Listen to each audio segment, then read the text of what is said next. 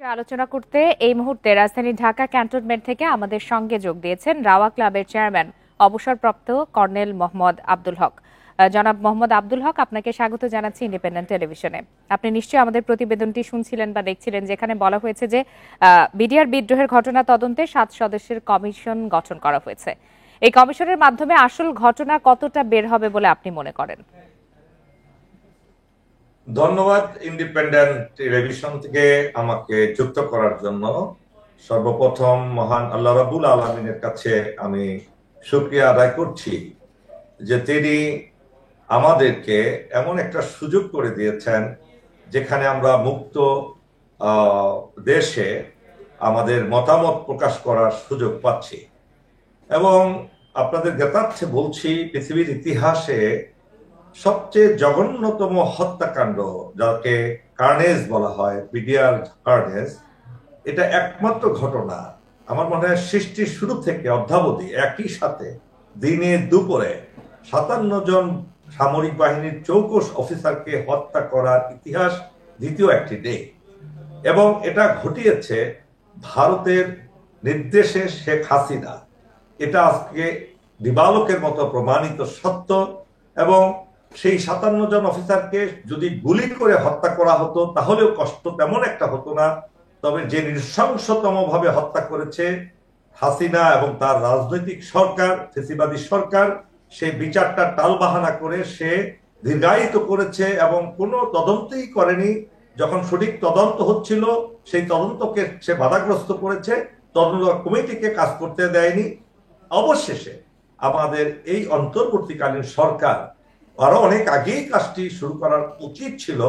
2রা আগস্টের পরে সর্বপ্রথম এই কাজটি প্রথম এজেন্ডা হিসেবে হওয়া উচিত ছিল, কিন্তু তা হয়নি। কেন তা আমি বলতে পারবো না, হয়তো বিভিন্ন চাপে কাপে এই সমস্ত হয়নি।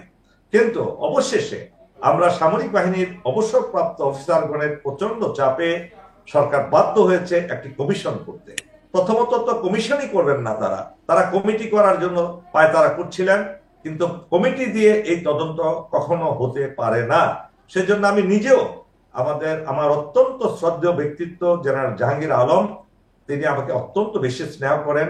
স্যারের সাথে আমার বেশ কয়েকবার কথা হয়েছে নিয়ে, এবং অন্যরাও কথা বলেছেন।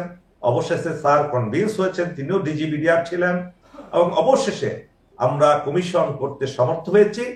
এখন এই কমিশনের যারা সদস্য, তারা এই মূল ঘটনা বের করে আনতে পারবে বলে কতটা আশাবাদী আপনি?